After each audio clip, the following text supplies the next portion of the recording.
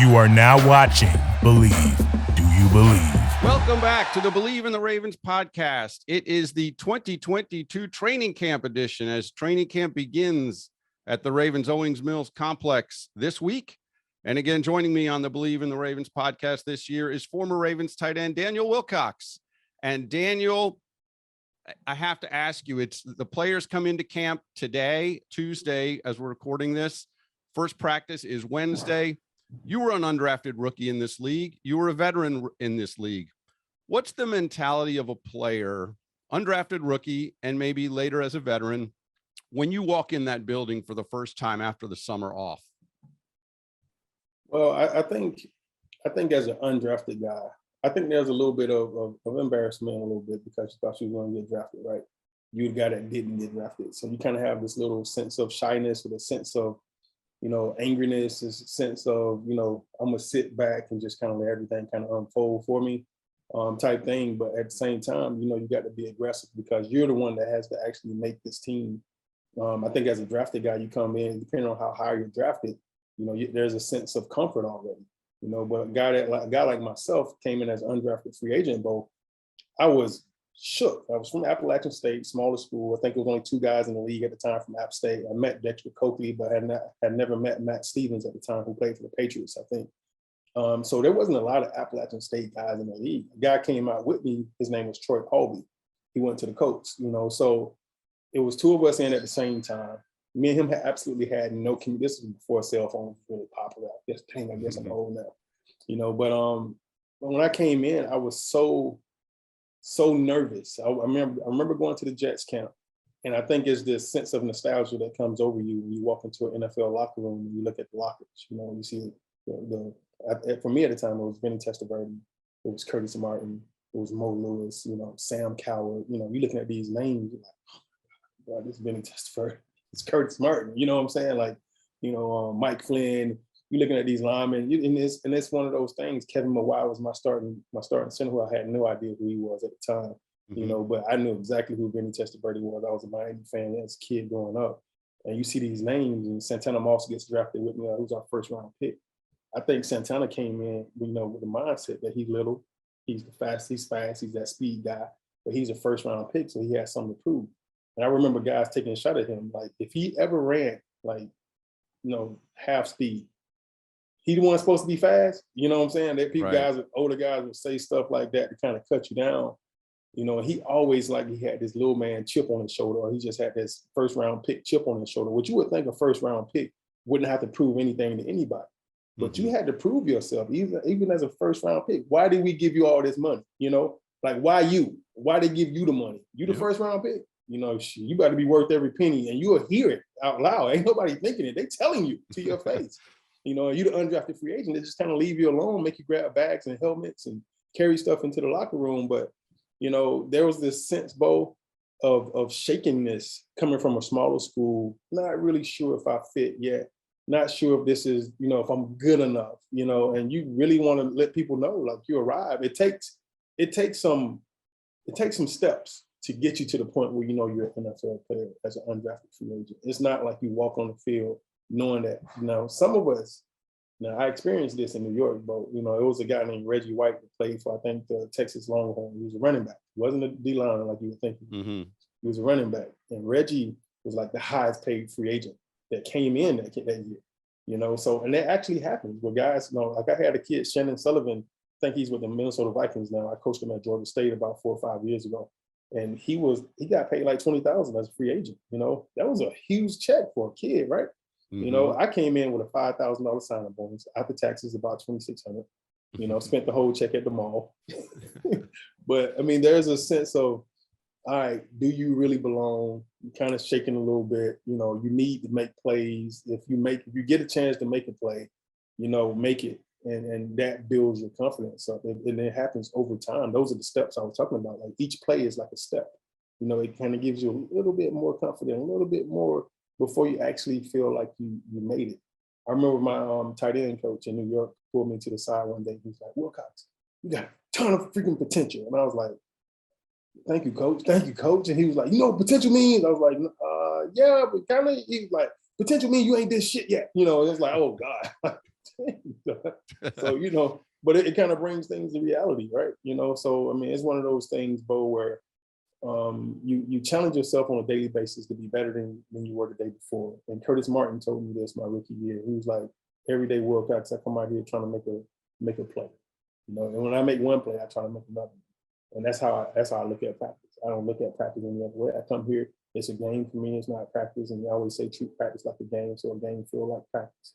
That's a slogan that you need to coin. I'm telling you right now, that's a phenomenal slogan. Treat practice like a game, so a game feels like practice.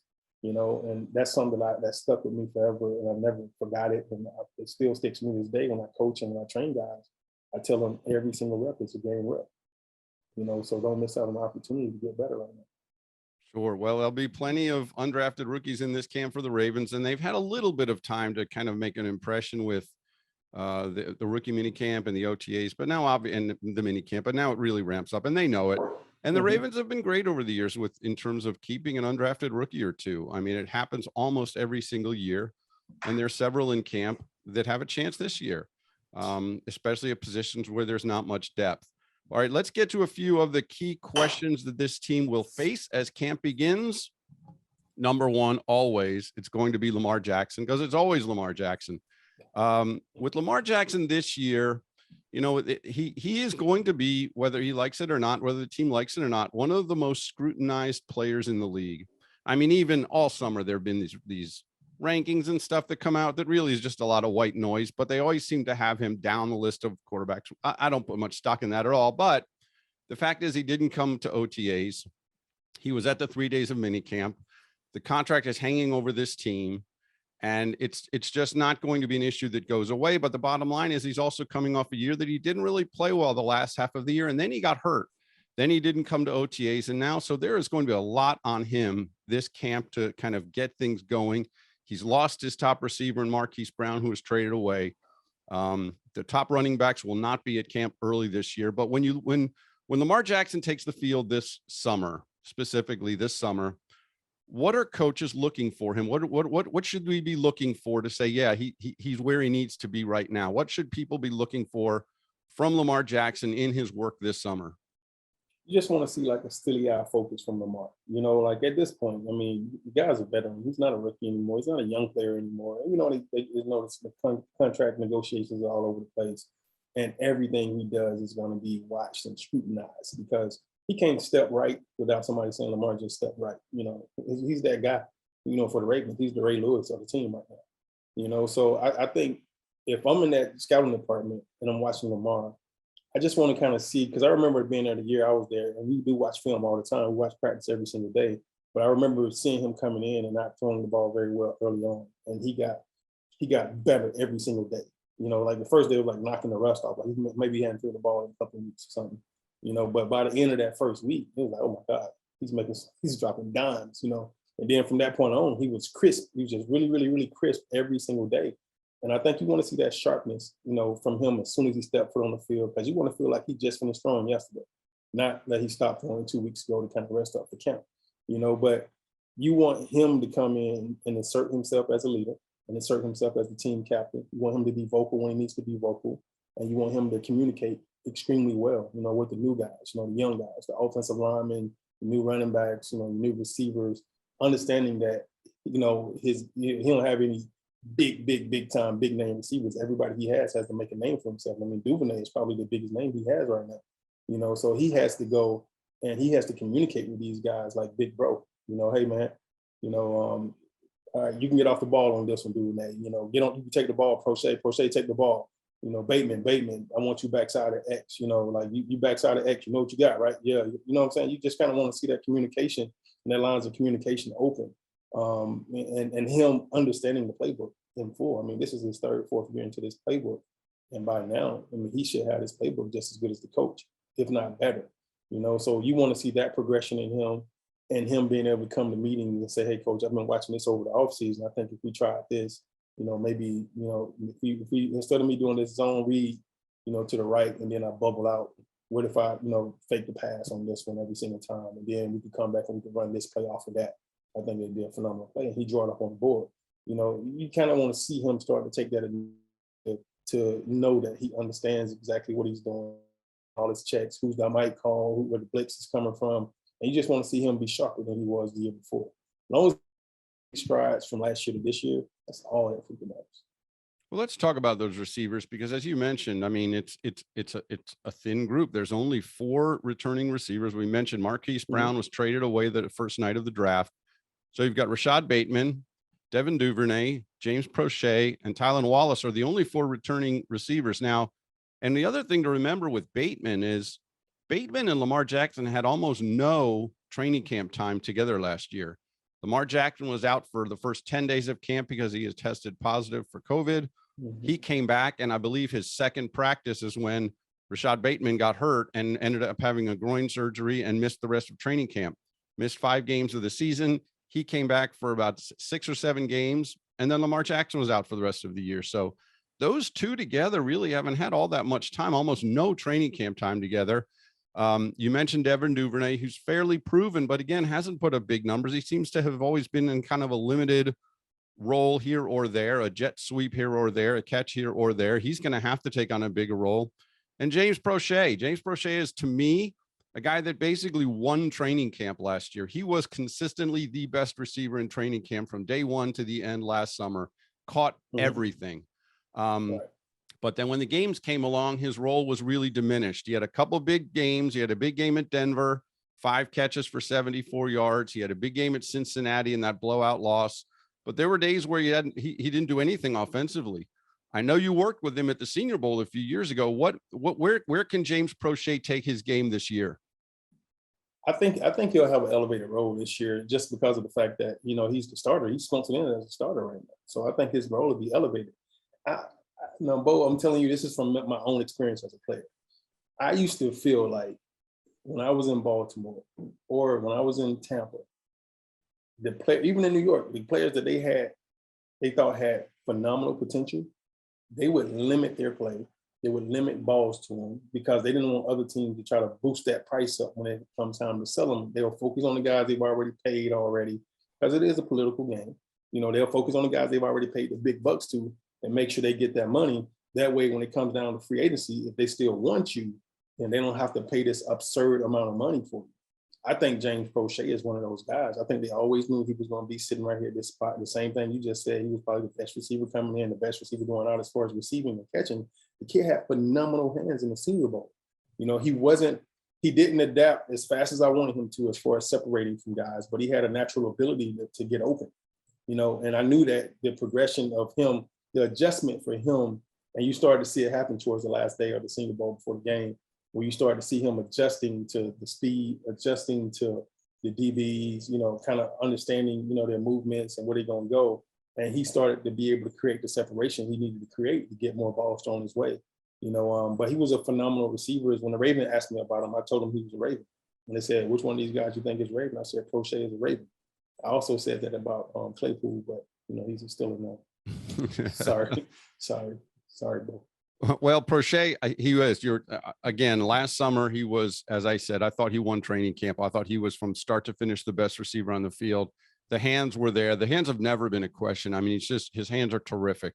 And the funny thing is, when they drafted James Brochet, I remember Eric DaCosta, after they drafted Brochet, the thing he mentioned more than anything about James Brochet was his punt return ability. But then it turns out Devin Duvernay's become a Pro Bowl punt returner, and Brochet hasn't had that role.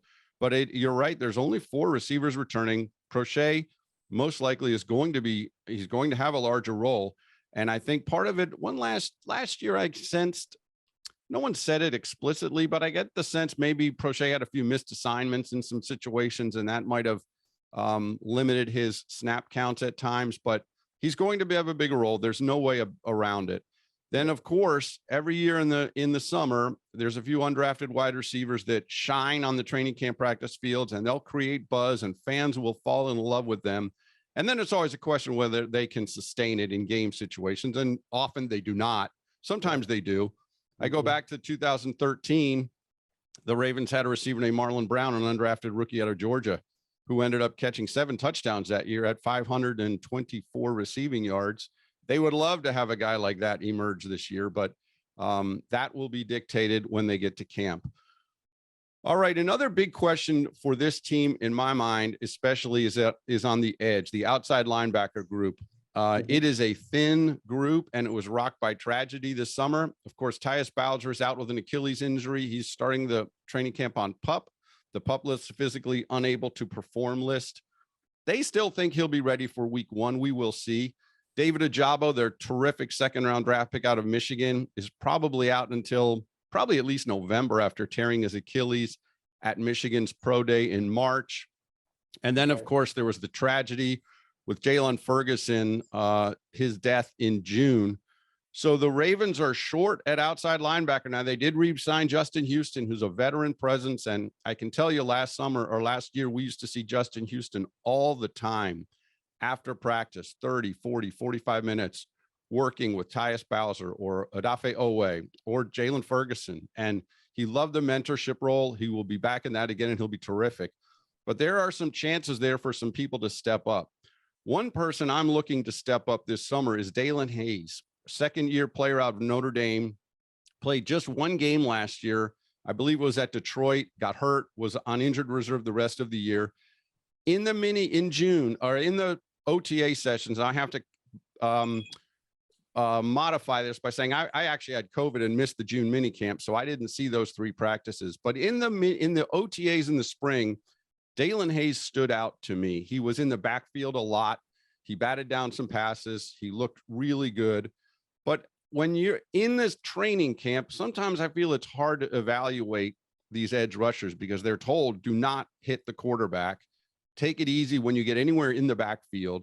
So, Daniel Wilcox, you said you were in the personnel department one summer for training camp. Mm-hmm. When you're sitting in that film room after training camp practice and you're watching edge rushers, what are you looking for to say, yeah, that guy had a great practice, that guy's doing really well right now? What kind of things are you looking for from edge rushers in the summer when they're not allowed to hit the quarterback?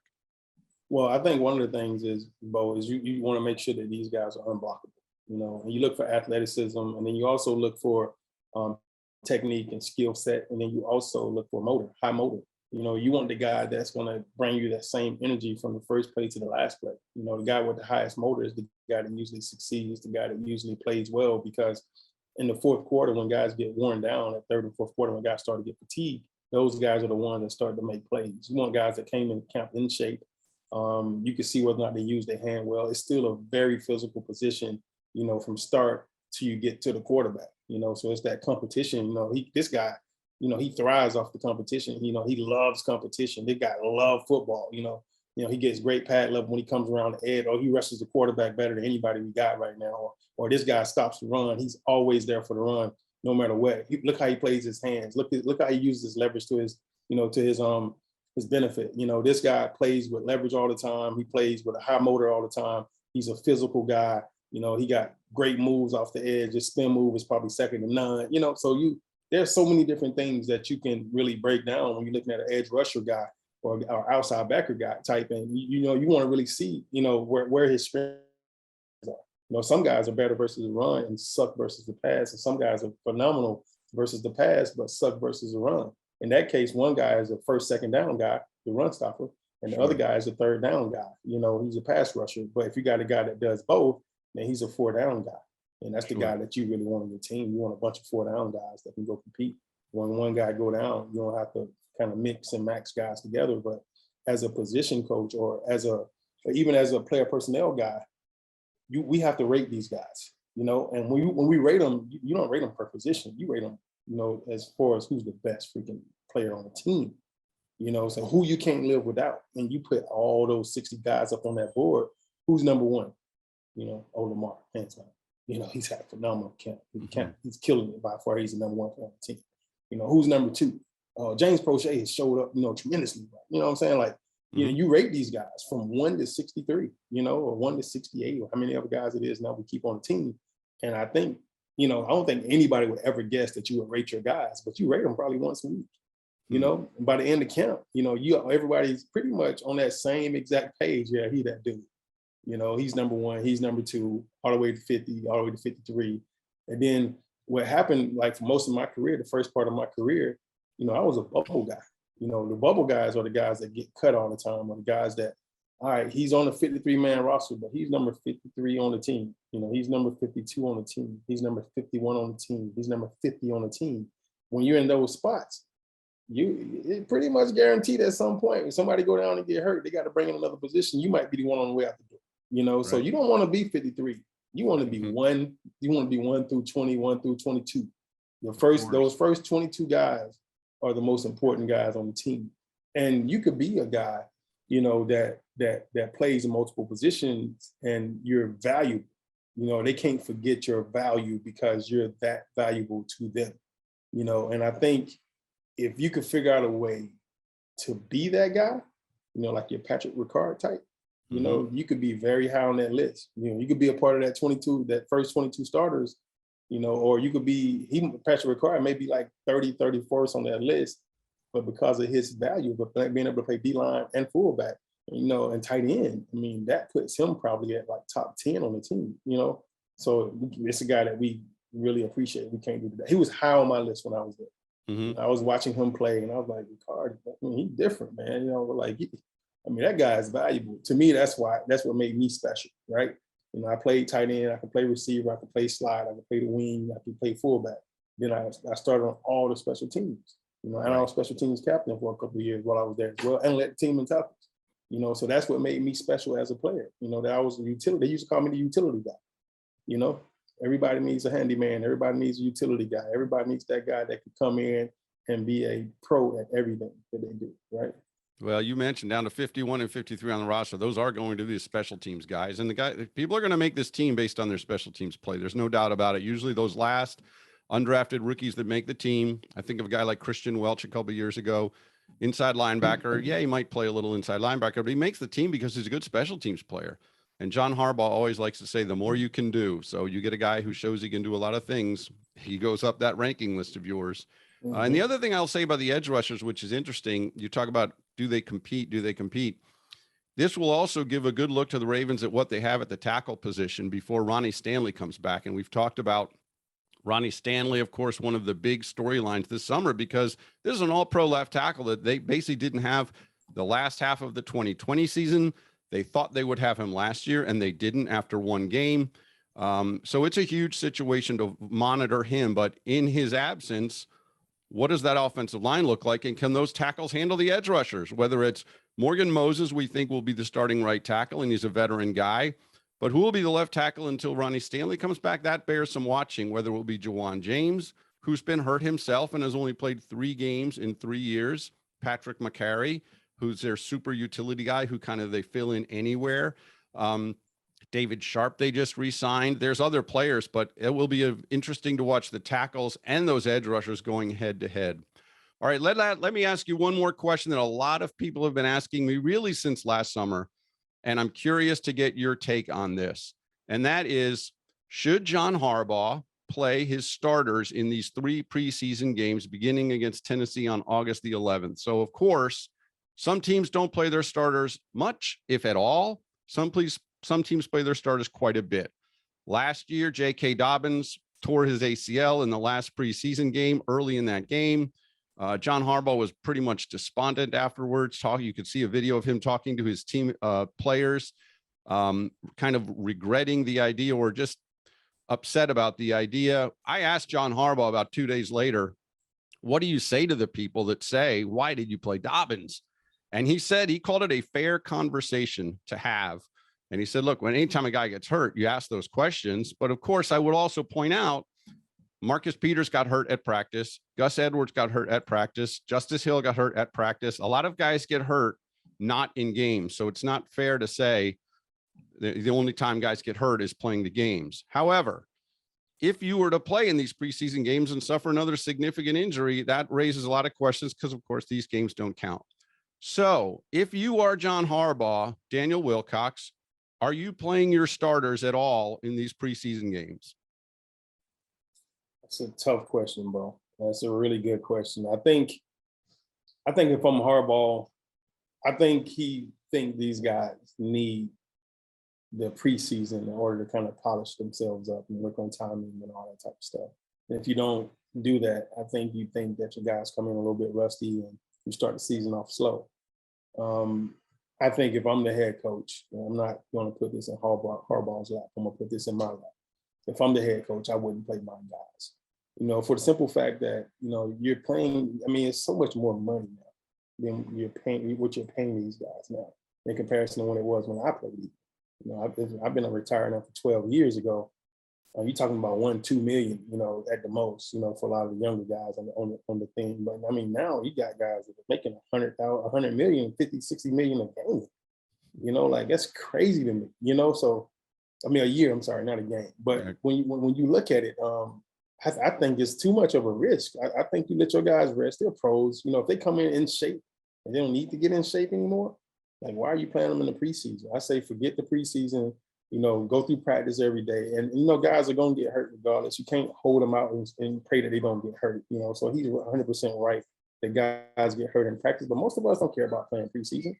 We're ready for game day. When is game day? We'll go out there and play one series, but just as much as we go out there to play one series and you take us out, it's almost like you're teasing us. We really want to play. We really want to hit. We really want to run. So when you put us out there and then you take us out in one series, some of us are like, man, I could have just stayed. I don't play 3 plays the first series. Sometimes 3 and out. So it's like you don't even need that most of the time. You risk getting hurt in those 3 plays. I think if I'm gonna get hurt, I would much rather get hurt during the season. During a real game, not a preseason game that don't count. So I know JK had. J.K. Dobbins, it was only, I think, the 8th play of the game. It was not in. It was if it was either the opening series or the second series of that game, they were only going to play. I think that was the only series he intended to play them. So, and that's another question is, well, if you're only going to play, if you're going to go through all this and only play 5 or 6 plays, is it worth it for the potential risk of, again, you're talking about Dobbins missing the entire season. Yeah. And it's one thing if you pull a hamstring, you miss 3 games, but if you're going to tear an ACL and miss the entire season. So we'll see. We haven't had a chance to ask John Harbaugh about that yet. I'm sure he will be asked. They have 3 preseason games beginning on the 11th against Tennessee.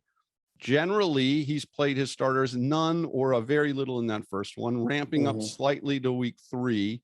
It used to be 4 preseason games, and the starters would never play in that one. But he has generally played them. He's generally wanted them, as you said, to have a little work, because what if they don't play and then you come out and you look sloppy, you look rusty, you're like, wait a minute, well, they didn't play at all. But of course, Sean McVay in Los Angeles has not played his starters. I don't think ever. There's other teams that are leaning toward that. And John Harbaugh said last year after the Dobbins injury that they have been reducing the amount that their starters have been playing, but he's also kind of an old school guy. And I think he feels like his guys need some time on the field together. So we'll see. That's something that's definitely going to be worth watching. All right. Training camp, as we said, it officially opens on Wednesday, the 27th. 1,000 fans or so will be on hand at each of, I believe, 16 practices at the Owings Mills facility. And there's a Saturday night practice this week at M&T Bank Stadium for those who got shut out of the lottery to get tickets to the Owings Mills complex. I will say, having been out at camp in the years with fans, and then in the COVID year with no fans, and then the fans came back, and I don't remember it. There's just a juice to the training camp when fans are there. And I can tell you, when the fans leave in about mid-August and they go into what they call regular season mode, and there's no more fans and the practice viewing is limited, the players will say, man, we miss having the fans here. There's some excitement here when the fans are in the building. So it's nice to have the fans. They will be out there. There'll be some energy. There always is, especially in this first week of camp. And we'll be excited to see who steps up. As you said, Daniel, there's undrafted guys with a huge opportunity here. And frankly, their career and their NFL dream is on the line. And I think that's always an interesting thing to watch. And of course, we'll be watching to see who wins certain jobs, who stays healthy, which is always one of the biggest things in training camp. All right, we'll be back again next week with a look at what happened in that first week of training camp, who stood out, and where the Ravens go from here. And as we get into training camp a little more, Daniel Wilcox, we're going to talk about this heartbreak of roster cuts, right? For a lot of these players that want to make this team, frankly, they won't.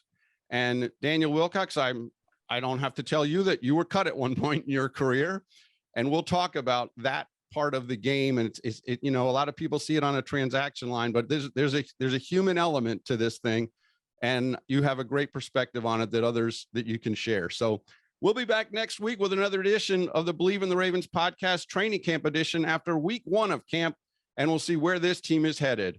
For Daniel Wilcox, this is Bo Smolka. We thank you for tuning in, and we hope you'll be back next week and subscribe to Believe in the Ravens on the Believe Network.